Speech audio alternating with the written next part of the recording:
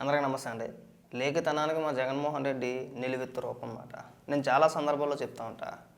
ఈరోజు జరిగింది కొన్ని రోజులు పోతే జనమంతా మర్చిపోతారులే అనుకునే మైండ్ సెట్ మా అన్నది. ఋషికొండ భవనానికి ఎంత ఖర్చు పెట్టారు, ఏం చేశారు, ఎవరి కోసం కట్టుకున్నారు అనేది ప్రజలందరికీ తెలిసిందే. అయితే నిన్న మాట్లాడుతూ ఋషికొండ అంట 250 కోట్లలోనే ఎంతలోనూ కట్టేశాడంట. అలాగే చంద్రబాబు నాయుడు గారు రీసెంట్గా యోగాంధ్ర అని చెప్పేసి అని 330 కోట్ల రూపాయలు ఖర్చు పెట్టారంట. జగన్మోహన్ రెడ్డి కట్టిన ఋషికొండ భవనం అంట వైజాగ్కి పేరు తెచ్చిందంట. ఒకసారి ఏమైనా మాట్లాడుతున్నాడు వినిపించి జగన్మోహన్ రెడ్డి ఋషికొండ భవనానికి ఎంత ఖర్చు పెట్టాడు, ఎందుకు ఖర్చు పెట్టాడు, ఎవరి కోసం ఆ భవనం నిర్మించుకున్నాడో, అలాగే ఈ 330 కోట్లు వృధా అది ఇదని మాట్లాడుతున్నాడు కదా, దానికి ఎంత ఖర్చు అయింది, దానితో పాటు జగన్మోహన్ రెడ్డి ముఖ్యమంత్రిగా ఉన్నప్పుడు వాలంటీర్లు ఉన్నారు కదా, అంటే వాలంటీర్లు అని చెప్పేసి అని వాళ్ళ కార్యకర్తలు నియమించుకున్నాడు కదా, వాళ్ళు ప్రతి నెల సాక్షి పేపర్ కొనడానికి ప్రభుత్వం ఒక జీవో ఇచ్చింది. జీవోలో సాక్షి అని లేకపోయినా సరే ఆ వాలంటీర్లు అందరి చేత కూడా సాక్షి పేపర్ని కొనిపించారు. దానికి నెలకు అయ్యే ఖర్చు ఎంత, అలాగే సంవత్సరానికి ఎంత, గత 5 ఏళ్లలో సాక్షి పేపర్కి ప్రభుత్వం తరపు నుంచి ఎన్ని కోట్ల రూపాయలు డబ్బులు ఇచ్చారనేది ఈ వీడియోలో మాట్లాడుకుందాం. ఒకసారి జగన్మోహన్ రెడ్డి ఏమైనా మాట్లాడాడు ముందు వినిపిస్తా.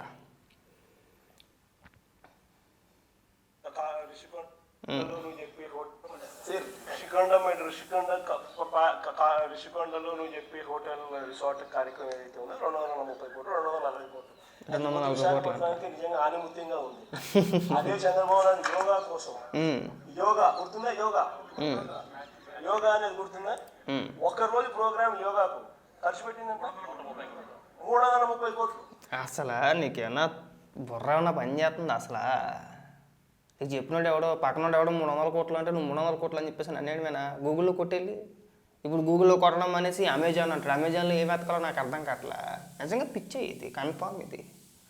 ఏదో మాట్లాడదామని వస్తాడు, ఏదో మాట్లాడతాడు, ఎంత ఖర్చు పెట్టారు ఏంటనేది పూర్తి అవగాహన ఉండదు.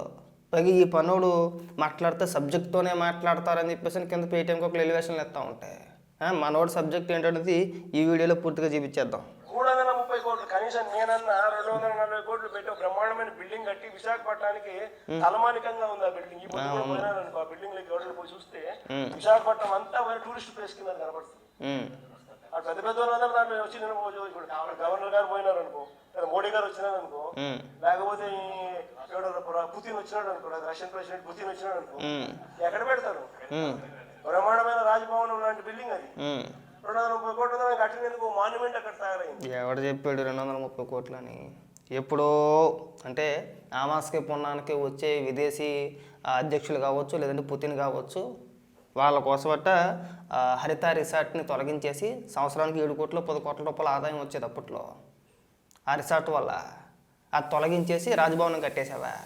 230 కోట్ల. ఒక్క నిమిషం ఆగు అన్న, చెప్పడానికి సిగ్గుండాలి కదా. ఇదిగో ఋషికొండ నువ్వు వివిధ దప్పలు అంటే వివిధ సందర్భాల్లో నువ్వు ముఖ్యమంత్రిగా ఉండగా ప్రభుత్వం ఇచ్చిన జీవోలు అన్న డబ్బులు వినిపిస్తా విను బాగా. జియో నెంబర్ 36 అన్న, జియో ఆర్టీ నెంబర్ 36, డేట్ వచ్చేసి 25/1/2023 200 కోట్ల రూపాయలు రిలీజ్ చేశారు. 200 గుర్తుపెట్టుకో బాగా. నెక్స్ట్ వచ్చేసి 22/6/2023 అన్న, జియో నెంబర్ వచ్చేసి 137, ఇక్కడ 150 కోట్ల రూపాయలు రిలీజ్ చేశారు. నెక్స్ట్ ఇంకొక నెంబర్ అన్న 23/11/2023 100 కోట్ల రూపాయలు రిలీజ్ చేశారు. జియో నెంబర్ చెప్పమంటావా? జియో నెంబర్ వచ్చేసి 238.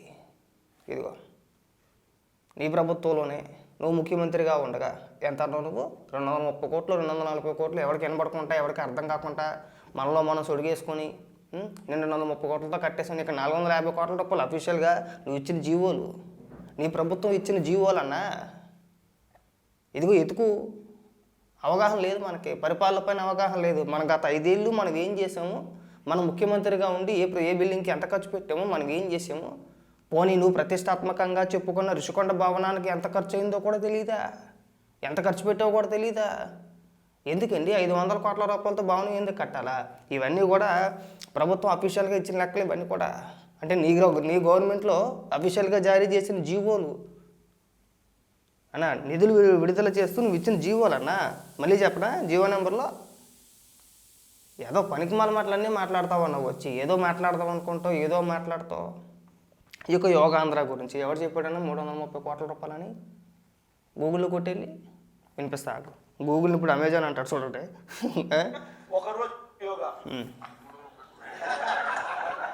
ఒకరోజు 330 కోట్లు 330 కోట్లు ఆగింది. దాన్ని ఏమంటారు స్కామ్ కాకపోతే అది నా మాటలకి అయ్యే ఖర్చు. పోయి మా మాటలకి ఎంత ఖర్చు పెట్టాను ఒకసారి మీకు అందరు కూడా ఏ ఉంది కదా ఒకసారి అమెజాన్లో పోయి కొట్టండి. అమెజాన్లోనే ఫ్లిప్కార్ట్లో ఏమి కొట్టద్దా అమెజాన్లో కొట్టాలి. అమెజాన్లో ఏమని కొట్టాలి నాకు అర్థం కావట్లా తెలివి అంటే తూరాదు తూ అంటే ఏరాదు నువ్వు పెద్ద అపరమేతవి నువ్వు మాజీ ముఖ్యమంత్రివి నువ్వు వచ్చే చెప్పే ఈ సొలు మాటలను మేము వినాలి. కనీసం మాట్లాడే ముందు వాస్తవాలు తెలుసుకొని మాట్లాడు. యోగాంధ్రాకి ఎంత ఖర్చు పెట్టారన్నా మేము గూగుల్లో కూడా చూస్తే 60 కోట్లను ఉంది. 60 కోట్లు ఖర్చు అయిందా లేదా ప్రభుత్వం జీవో ఇచ్చిందా ఒకవేళ జీవో ఇచ్చుంటే కనుక మీరు అన్న 330 కోట్లకి నీ దగ్గర ఉన్న ఆధారాలు ఉన్నట్టు చూపించు. సరే ఒక ప్రతిష్టాత్మక కార్యక్రమం చేశారు అందరూ వచ్చారు దానిపైన ఏడిపే సరే ఇవన్నీ పక్కన పెట్టద్దు. ఈ రుషికొండ ఈ యోగాంధ్ర నువ్వు చెప్పిన 250 కోట్లు 230 కోట్లు సైలెంట్గా ఎవరికి వినబడకుండా పెద్ద భవనం కట్టేసిన ఎన్ని పక్కన పెట్టేద్దామన్నా వాలంటీర్లు 2,40,000 మంది నువ్వు చెప్పిందే కదా వాళ్ళందరికీ కూడా ప్రతి నెల సాక్షి పేపర్ కొనడానికి ప్రతి నెల 200 రూపాయల చొప్పున కేటాయించావు కదా ప్రభుత్వం జీవో ఇచ్చిందా అంటే ఆ జీవోలో సాక్షి పేపర్ అని లేదు కానీ వాలంటీర్లు అందరి చేత కూడా సాక్షి పేపరే కదా కొనిపించారు. ఒకవేళ అలా ఎవడైనా కొనకపోతే కనుక అన్ని అర్జెంటుగా తీసేయడమే కదా. ఎంత ఖర్చు పెట్టారన్నా నెలకి ఎంతో చెప్పనా 4,80,00,000. ఈ 2,40,000 మందికి 200 చొప్పున నువ్వు నీ సాక్షి పేపర్కి కట్టబెట్టింది ఎంత అంటే నెలకి 4,80,00,000. సంవత్సరానికి ఎంతో చెప్పనా 57 కోట్లు. 5 ఏళ్ళకి ఎంతో చెప్పనన్నా 288 కోట్ల రూపాయలు నువ్వు తినేసావు. దానికి ఎవరు సమాధానం చెప్తాడు? దానికి సమాధానం ఎందుకు చెప్పట్లేదన్నా నువ్వు నాకు అర్థం కావట్లా. అంటే నువ్వు అధికారంలో ఉన్నప్పుడు ఇష్టానుసారంగా దోచేసి తినేసి వాళ్ళు ప్రతిపక్షంలోకి రాగానే అందరిని బెదిరించేస్తావా? అన్నిట్లోనే స్కామేనా? గతంలో కూడా ఇలాగ అన్నావు కదా అమరావతిని ఉద్దేశించి చంద్రబాబు నాయుడు గారు 6,17,000 కోట్ల రూపాయలు అవినీతి చేశారు నా దగ్గర జీవోలు ఉన్నాయని చెప్పేసి పుస్తకాలు వేసాడు. గుర్తుందా మీ అందరికీ కూడా? అప్పటికి ఇంకా వివేకానంద రెడ్డి గారు చనిపోలేదు. ఇంకా అప్పటికి చనిపోకముందు ఒక పుస్తకం ముద్రించాడనమాట. ఇదిగో జీవోలతో సహా పొందుపరిచాను 6,17,000 కోట్ల రూపాయలు పుస్తకం వేస్తున్నాను. నేను అధికారంలోకి రాగానే చంద్రబాబు నాయుడు గారిని 45 రోజుల్లో జైలు వేసేస్తాను అన్నావా లేదా? ఏమైపోయిందో పుస్తకం? 5 ఏళ్ళు ముఖ్యమంత్రిగా చేసావు కదా ఆ పుస్తకం మళ్ళీ ఎక్కడ కనబడలేదే పోయింది. అదటే ఆ తర్వాత ఇంకా బాబాయ్ మాట గురించి మనందరికీ తెలిసిందే అది పెద్ద స్టోరీయే. తర్వాత కోడికత్తి అది మనకు తెలిసిందే అదొక పెద్ద డ్రామా.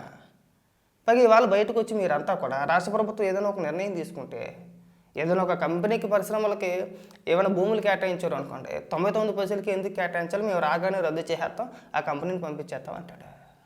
ఇప్పుడు మెడికల్ కాలేజీ గురించి ఒక పెద్ద ఇష్యూ నిన్న మాట్లాడుతూ నేను అధికారంలోకి వస్తే ఇప్పుడు ఎవరైతే ఈ మెడికల్ కాలేజీలను తీసుకుంటున్నారో వాళ్ళందరినీ 2 నెలల్లో జైల్లోకి వేస్తానంటాడు. ఎందుకు జైల్లో వేస్తావు ఎలా వేస్తావు నాకు అర్థం కావట్లా. దేని గురించి వేస్తావు? పీపీపీ విధానం ఏమీ కొత్త ఏమీ కాదు దశాబ్దాల కాలంగా ఉంది. కేంద్ర ప్రభుత్వం పాటిస్తుంది అనుసరిస్తున్నారు చేస్తున్నారు. ఇప్పుడు నేషనల్ హైవేలు కావచ్చు ఎయిర్పోర్ట్లు కావచ్చు ఇతర రాష్ట్రాల్లో హాస్పిటల్స్ కూడా ప్రభుత్వ రంగం ప్రైవేట్ రంగం కలిసి నిర్మిస్తున్నారో మెయింటైన్ చేస్తున్నారో అద్భుతంగా ఉంది. ఇవాళకి కూడా ఇప్పుడు ఉదాహరణకి శంషాబాద్ ఎయిర్పోర్ట్ తీసుకున్నా లేదంటే హైదరాబాద్ మెట్రో తీసుకున్నా లేకపోతే మన విజయవాడ హైదరాబాద్ నేషనల్ హైవే అది కూడా చూడండి పీపీపీ విధానమే. నేషనల్ హైవేలు కూడా పీపీపీ విధానంలోనే చేస్తారు కాదా? చేయట్లేదా? ఇవాళ ఏదో కొత్తగా ఏదో ప్రపంచం అంతా తలకిందులైపోయినట్టు నువ్వేదో నిర్మించేసినట్టు ఏమీ లేనిదే ఇవాళ వచ్చి అందరిని బెదిరించేస్తావా? కంపెనీలు వచ్చినా అంతే. అమరావతి నిర్మాణం జరగకూడదు అక్కడ అలాగే మాట్లాడతాడు. ఎవరైనా వచ్చి ఏదైనా చేయాలనుకుంటే మేము వచ్చిన తర్వాత ఇమీడియట్గా నేను తరివేస్తామంటాడు అక్కడ. లేదంటే రాష్ట్రానికి ఏదైనా ఒక పరిశ్రమ వచ్చిందనుకోండి నేను రాగానే మళ్ళీ నెలకో 2 నెలలకో మళ్ళీ తరివేస్తానంటాడు. మరి ఏం చేయాలి? పరిశ్రమలు వస్తే ఒప్పుకోవు, రాజధాని నిర్మాణం వద్దు, ఏదైనా చేస్తానంటే చేయి నువ్వు. పెద్ద పెద్ద ఉద్యమాలు అంటావు, పెద్ద పెద్ద పోరాటాలు అంటావు. ఆ పోరాటాలు ఎందుకయ్యా అంటే రాష్ట్రంలో అందరూ కూడా బానిసలుగా బతకాలి. ఎవరికో ఉపాధి దొరకకూడదు, మన రాష్ట్రం అభివృద్ధి చెందకూడదు. మన రాష్ట్రం అభివృద్ధి చెందితే మనం చెప్పే అప్పబాయకవర్లు ఎవడే ఉండడు, మనకు ఓటేసి కూడా ఎవడో ఉండడు. కాబట్టి ఏంటంటే పోరాటాలు పెడితే మనకి ఎలాగో గొర్రెల మంది ఉంది, ఇంకా ఆ గొర్రెల మందికి ఒకటే మంది అది. ఇంకా వాళ్ళకి ఎన్నిసార్లు చెప్పినా ఎంత వివరంగా చెప్పినా వాళ్ళకి అర్థమై సావదు. వాళ్ళకి వస్తాడో సొట్ట చేతులతో అటు ఇటు ఊపుకుంటూ వెళ్ళిపోతాడు, అయిపోయింది అక్కడితో. ఇప్పుడు అసెంబ్లీకి వెళ్ళి మాట్లాడవచ్చు కదా అంత సబ్జెక్ట్ ఉంటే.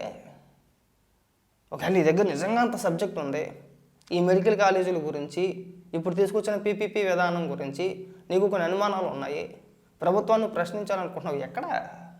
అసెంబ్లీకి వెళ్ళు, అసెంబ్లీలో మాట్లాడు, దానికి తగ్గ సమాధానం సంబంధిత మంత్రో ముఖ్యమంత్రి గారో సమాధానం చెప్తారు నీకు.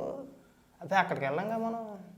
అక్కడికి వెళ్తే మనకు నోరు తిరగదు, నాలుక మందం, 4 ముక్కలు గట్టిగా మాట్లాడలేము. ఎక్కడైతే స్క్రిప్ట్ ఉంటుంది, వెనకాతలు మన నాయకులు ఉంటారో, ఒక మాట అటు ఇటు వేసినా కానీ మన వెనకాతలు ఊత అందించేస్తారు, మనం చక్కగా అడ్డంగా మాట్లాడేసి వెళ్ళిపోవచ్చు. నువ్వు బెదిరించేస్తున్నావా? 33 కేసుల్లో దొంగవి నువ్వు, నిందితుడివి. నీ పైన 37 ఉన్నాయి సిబిఐ ఈడీ కేసులు అన్న. 16 నెలలు జైల్లో చెప్పకూడదన్న వ్యక్తివి నువ్వు అందరినీ బెదిరించేస్తానంటే అట్ట. నువ్వు వస్తే అందరినీ 2 నెలలు జైలు వేస్తావు. ఎందుకు? కారణం ఏంటన్నా? ఇది సైకో లక్షణాలు అంటారు వీటిని అన్నిటిని కూడా. మనిషి లక్షణాలు కాదు, సైకో లక్షణాలు ఇవన్నీ కూడా. నీ హయాంలో అభివృద్ధి కార్యక్రమాలు చేయవు, ఎవరన్నా చేస్తే చేయి నువ్వు. మరి ఇంకెక్కడ రాష్ట్రం డెవలప్మెంట్ అవుద్దన్నా? ఇప్పుడు నువ్వు నీ హయాంలో ఏదైనా డెవలప్మెంట్ చేసి నువ్వు ఏడ్చినా పర్వాలేదు. సరే ఇవన్నీ వద్దబ్బా, ఇప్పుడు వరకు నువ్వు చెప్పుకొచ్చినంత పక్కన పెట్టేసి. అమరావతి గురించి మీ నాయకులు రకరకాల విష ప్రచారం చేస్తూ ఉంటారు కదా. సరే చంద్రబాబు నాయుడు గారి నినాదం ఏంటి? ఒకటే రాష్ట్రం ఒకటే రాజధాని. ఆ రాజధాని కూడా అమరావతి. 3 రాజధానులను 4 రాజధానులను చెప్పి అప్పబాయ గౌరులు చెప్పట్లా. మరి నువ్వు 3 రాజధానులు అని చెప్పేసి అప్పబాయ గౌరులు చెప్పావు కదా. మరి 5 ఏళ్ళు నువ్వు పరిపాలించి కనీసం 3 రాజధానులకు నువ్వు చేసింది ఏంటి? ఎక్కడైనా సరే ఒక తట్టం మట్టేసావా? వేసావా? ఇవాళ 3 రాజధానుల ప్రస్తావన తీసుకురాడు. ఎవడన్నా అడిగితే పారిపోతా లేచి, నేను 3 రాజధానులకు నన్ను అడగమాకండి, నేను చెడగొట్టేసాను. ఉన్న రాజధాని చంపేస్తానికి 3 రాజధానులు అని చెప్పేసి అప్పబాయ గౌరులు ఇవాళ సాక్షిలో కూర్చొని ఆ చంద్రబాబు నాయుడు గారు గత 5 ఏళ్ళు పరిపాలించారు కదా. మళ్ళీ ఇప్పుడు ఇది 2వ సంవత్సరం కదా, అంటే 7 ఏళ్ళు మీరే అధికారంలో ఉన్నారు కదా. మరి అమరావతిని ఏం చేశారని చెప్పేసి ఈ కోడిగుడి మీద ఎక్కడిపీక లాజిక్లన్నీ మాట్లాడుకుంటూ వస్తున్నారు. అది ఎక్కడ దిక్కుమాల లాజిక్ మాకు అర్థం కావట్లా. గత 5 ఏళ్ళు సర్వనాశనం చేసేసి మళ్ళీ ఇప్పుడు రాగానే మీరు ఎందుకు చేయలేదని చెప్పి మాట్లాడుతున్నారు. మరి మీరేం చేశారు? వైజాగ్లో భవనం కట్టుకున్నాడు, రుషికొండ బిల్డింగ్. ఎవరెవరో ఉండటానికో ఎవరెవరో వస్తే ఉంచడానికో కట్టింది కాదు అది. రోజా ప్రెస్ మీట్ చూడు, 3 మెన్ కమిటీ అని చెప్పేసి ఒకటేసారంట అప్పట్లో. ఇది వీళ్ళు అధికారంలో ఉన్నప్పుడు. ఆ కమిటీ నిర్ణయించింది ఏంటంటే, మేము మళ్ళీ అధికారంలోకి వచ్చినాం అంటే ఖచ్చితంగా వచ్చేస్తాం, ఎలాగ మాకు 175కి 175 మాకే వచ్చేస్తాయి. ఈలోపు ముఖ్యమంత్రి మా బ్రహ్మాండమైన బిల్డింగ్ కట్టేసుకున్నాడు అక్కడ. 3 మెన్ కమిటీ వేసాం మేము. ముఖ్యమంత్రి ఎక్కడ కూర్చొని పరిపాలిస్తే బాగుంటుంది అని చెప్పేసి ఆ కమిటీ సిఫార్సు చేసింది. వైజాగ్ రుషికొండ ఈ బిల్డింగ్ అయితే అనుకూలంగా ఉంటుంది, బ్రహ్మాండంగా ఉంటుంది. విశాఖపట్నం బీచ్ ఏదైతే ఉందో ఆ సముద్రాలలో ఏవైతే ఉన్నాయో ఆ అలలు చూసుకుంటూ పరిపాలించవచ్చు అని చెప్పేసి ఆ 3 మెన్ కమిటీ సూచించిందని చెప్పేసి రోజా మాట్లాడింది. మళ్ళీ ఆ బిల్డింగ్లో మసాజ్ టేబుల్స్ ఎందుకో నాకు అర్థం కాల, బాత్ టబ్బులు ఎందుకో నాకు అర్థం కాల. ఏం చేసుకుంటాడండి? ఏదో లాజిక్లన్నీ మాట్లాడుకుంటూ వస్తారు, అసలు వాస్తవాలు జనాలకి తెలియదు. అంటే చెప్పే ప్రయత్నం కూడా చేయలేదు. ఈ వద్దన్న ఈ పిచ్చ మాటలు వద్దు. నువ్వు నీ విధానాలు అందరికీ తెలిసింది. అలా అనుకుంటే హైదరాబాద్ ఎలాంటి చూసుకో, మెట్రో చూసుకో, చాలా ఉన్నాయి నా దేశంలో. ఇవేం కొత్త ఏం కాదు. కాకపోతే అంటే మన ఏడుపు అంతే. మనం అందరికి అర్థం కాదు కాబట్టి మనం ఏది మాట్లాడినా కానీ చెల్లుబాటు అయిపోద్దనే ఉద్దేశంతో నువ్వు ఇలా పిచ్చ పిచ్చ మాటలన్నీ మాట్లాడుతున్నావు. కానీ బయటకు వచ్చి నువ్వు మాట్లాడేదానికి ఎక్కడైనా సరే ఏదైనా లాజిక్తో మాట్లాడతావా? అడగడ్డంగా మాట్లాడడం తప్పితే ఏదైనా లాజిక్తో నువ్వు మాట్లాడతావా? వద్దు, ఈ ప్రయత్నం చేయొద్దు. ఒకవేళ నీకు నిజంగా అంత ఒప్పుకుంటే డైరెక్ట్గా అసెంబ్లీకి వెళ్ళి మాట్లాడు. అక్కడ మాట్లాడండి, వివరిస్తారు, నీకు చెప్తారు అక్కడ. అంతేగాని ఎవడెవడో పకుడీగాడు వస్తాడో, ఎవడెవడో కూర్చుంటాడో, సాక్షిలో ఒకడు కూర్చుంటాడో, ఇంకో దిక్కున ఇంకొకటి కూర్చుంటాడో, వాళ్ళందరికీ ప్రభుత్వం సమాధానం చెప్పాలి. ఎందుకు చెప్పాలి మీకు? వీళ్ళు వెళ్ళరా? జగన్మోహన్ రెడ్డి అసెంబ్లీకి వెళ్ళడా? అసెంబ్లీకి వెళ్ళకుండా బయట పోరాటాలు చేసేస్తే అయిపోద్దా? అసెంబ్లీకి వెళ్తే తెలుస్తుంది అసలు బండారం ఏంటి అనేది. ఇంకెప్పుడు కూడా ఇలాంటి పిచ్చ మాటలు నువ్వు తగ్గిస్తావని చెప్పేసి నేను అనుకుంటున్నాను. వద్దు, వీటి వల్ల ఉపయోగం లేదు. బెదిరింపు కార్యక్రమాలు రాత్రి కూడా అనుకుంటా సాక్షిలోనే ఒక డిబేట్ పెట్టేశారు. ప్రభుత్వం అంటే రహేజా అని చెప్పేసి ఒక సంస్థకి 27 ఎకరాలు ఎంతో ప్రభుత్వ స్థలం కేటాయిస్తే ఆ స్థలాన్ని వీళ్ళు వెలకట్టేసి 1350 కోట్ల రూపాయల స్థలం ఆ కంపెనీకి ఎందుకు ఇవ్వాలని అడుగుతారు. పరిశ్రమలకు భూములు కేటాయించకపోతే ఇంక దేనికి కేటాయించాలి? మీ సమాధులకు కేటాయించాలా? వైసీపీ నాయకులు సమాధులు కేటాయించాలి. ఇంకా నన్ను అడిగితే కనుక అనకూడదేమో కానీ, ఇలాంటి పదాలు మాట్లాడకూడదేమో కానీ ఇంక మీ సమాధులు కేటాయించుకోవాలి. ఇంకా అంతకుమించి చేసేది ఏం లేదు. ఇంకా ఎక్కడన్నా ఉందా? ఏ రాష్ట్రంలో అయినా సరే ఉందా? పక్కన తమిళనాడు కానీ, లేదంటే తెలంగాణ కావచ్చు, కర్ణాటక కావచ్చు, మన కింద చూసుకుంటే పోనీ ఒడిశా, బీహార్ అయినా సరే, వెస్ట్ బెంగాల్ అయినా సరే, ఏ రాష్ట్రంలో అయినా సరే ఒక పరిశ్రమ వస్తుంటే అక్కడున్న రాజకీయ పార్టీలు వ్యతిరేకించడం మీరు ఎప్పుడైనా చూసారా? ఎక్కడా లేదు. కాదు, మీరు గూగుల్లో కూడా కొట్టుకోండి, ఎక్కడా లేదు. అది ఎవరు వ్యతిరేకించరు. కానీ మన రాష్ట్రంలో వ్యతిరేకించారు. ఆ భూమి విలువ ఏకంగా 100 కోట్ల రూపాయలు, 1000 కోట్ల రూపాయలు మేము వస్తే మేము తినేస్తాం, దాన్ని మేము అమ్మేసుకుంటామని చెప్పేసి అని తలా తోకాలేని మాటలు. అన్నిటిని వ్యతిరేకించేస్తారు. పైగా ఇంకో దిక్కు నుంచి ఏం చేస్తారంటే అన్నిటిని క్రెడిట్ కూడా మేమే దుబ్బేయాలని చూస్తారు. అన్ని పరిశ్రమలు ఎలా తీసుకొచ్చేసారు. మీ హయాంలో చెప్పుకోలేకపోయారు. ఇప్పుడు ఏదైనా ఒక పరిశ్రమ వస్తే అది మా వాళ్ళే వచ్చిందంటారు. ఏంటంటే జనాలకి ఏమీ లాజిక్లు ఏమీ అవసరం లేదు కదా. మన పేటీఎం కార్యకర్తలకి అసలుకే అవసరం లేదు. ఏం చెప్పినా గుడ్డెది జైలు పడినట్టు నిజమేనేమో అనుకుంటారు. దాన్ని అలుసుగా తీసుకున్నారు, ఇష్టానుసారంగా మాట్లాడుకుంటూ వెళ్ళిపోతున్నారు. దీన్ని పిచ్చితనం అంటారు, దీన్ని ఎరితనం అనుకుంటారు. మీరు చెయ్యరు, ఎదుటి వ్యక్తిని చేయలేవరు. ముందు మీరు చేసి తగలాడండి, లేదంటే సైలెంట్గా చూడండి ఏం చేస్తున్నారు. మనం ఏం చేసాం? అప్పుడు రాష్ట్ర ఆర్థిక పరిస్థితి ఏంటి, ఇప్పుడు రాష్ట్ర ఆర్థిక పరిస్థితి ఏంటి? ఇప్పుడు కొన్ని పరిశ్రమలు వస్తున్నాయి, ముఖ్యంగా విశాఖపట్నాన్ని అంటే గతంలో కూడా చెప్పారు చంద్రబాబుని అడిగారు. ఇప్పుడు మాట్లాడాలా చంద్రబాబుని అడిగారు. నిన్నో మొన్న అనుకుంటే గుడివాడ అమర్నాథ్ ఒక ప్రెస్ మీట్ పెట్టి, గుడివాడ అమర్నాథైనా లేదంటే కురసాల కన్నబాబు అమర్నాథ్ ఇద్దరు కూడా, అమర్నాథ్ మాట్లాడాడు, కురసాల కన్నబాబు మాట్లాడాడు. అని జగన్మోహన్ రెడ్డి చెప్పింది కూడా అదే కదా. విశాఖపట్నాన్ని ఆర్థిక రాజధానిగా ప్రకటించాం మేము 3 రాజధానులు అన్నాం, మీరు ఆర్థిక రాజధాని అంటున్నారు. జగన్మోహన్ రెడ్డి విజన్ని చంద్రబాబు నాయుడు గారు ఫాలో అయిపోతున్నారంట. నీకైనా బుర్ర ఉందా బుర్ర లేదా నాకు అర్థం కావట్లా. చంద్రబాబు నాయుడు గారు ఇప్పుడు చెప్పడం ఏంటి? రాష్ట్రం విడిపోయినప్పుడే చెప్పారు విశాఖపట్నం ఆర్థిక రాజధాని అని చెప్పేసి, ఒక ఐటీ హబ్గా తీర్చిదిద్దుదామని చెప్పేసి ఇప్పుడు చెప్పడం ఏంటి? రాష్ట్రం విడిపోయినప్పుడు చెప్పారు, హుదూద్ తుఫాన్ అప్పుడు చెప్పుకొచ్చారు. గతంలో 2014 నుంచి 2019 వరకు చంద్రబాబు నాయుడు గారు విశాఖపట్నాన్ని ఉద్దేశించి ఎప్పుడు మాట్లాడినా సరే అవే మాటలు మాట్లాడేవారు. వాళ్ళు కొత్తగా చేసేది ఏముంది? అది ఏడిపే. ఒక ప్రాంతం డెవలప్మెంట్ చెందకూడదు, ఒక కంపెనీ రాకూడదు, మనలో ఎవరికి ఉపాధి దొరకకూడదు, అన్నింటిపైన ఏడిపే. ఏదో రకంగా కలిసి కట్టుకొని మళ్ళీ మాకు అదేదో చెప్పుకొచ్చారు మొన్న సర్వే. ఇప్పుడు ఎన్నికలు జరిగితేనంట కూటమికి 31 సీట్లు వస్తాయి. ఆడెవడో వైఎన్ఆర్ ఇన్నెవడో వాడెవడో సర్వేల పేరుతో చెప్పుకొని వీళ్ళంతా పెద్ద పెద్ద వీడియోలు చేసేసారు మొన్నటి నుంచి. ఇలాంటి సర్వేలన్నీ చాలా అయిపోయినాయి, మేము చూసాం. ఈ ఎన్నికల ముందు ఏ సర్వే అయినా సరే వైసీపీకి సంబంధించిన వాళ్ళు కొంతమంది సోషల్ మీడియాలో ఉంటారు కదా, అబ్బో వాళ్ళు వీడియోలు విచిత్రంగా ఉంటాయి. అన్ని సర్వేలో అప్పుడు ఓవర్ కొట్టారుగా 175కి 175 ఏమైంది? ఇక్కడ మన అన్న గ్రీన్ మ్యాట్లు ఎలివేషన్లు చూసి మీరు ఏదో అపోహ పడుతున్నారేమో, కానీ గ్రౌండ్ లెవెల్ రియాలిటీ అనేది ఒకటి ఉంటుంది, అది తెలుసుకోవాలి ముందు మనం. మళ్ళీ మేము అధికారంలోకి వస్తే చక్కగా బొమ్మలే వేసుకుంటాము, పాస్బుక్ల మీద బొమ్మ, బర్త్ సర్టిఫికెట్ల మీద, డెత్ సర్టిఫికెట్ల మీద, మీ పొలాల సరిహద్దురాళ్ళు పైన, ఇంకా చివరి ఆఖరికి మళ్ళీ జగన్మోహన్ రెడ్డి ముఖ్యమంత్రి అయితే చక్కగా అందరి ఇళ్ల పైన కూడా మనం రాసుకుంటాం కదా ఏదో ఒక నిలయం అని చెప్పేసి అని. అది తీసేసి జగనన్న నిలయం అని చెప్పి రాసేస్తారు.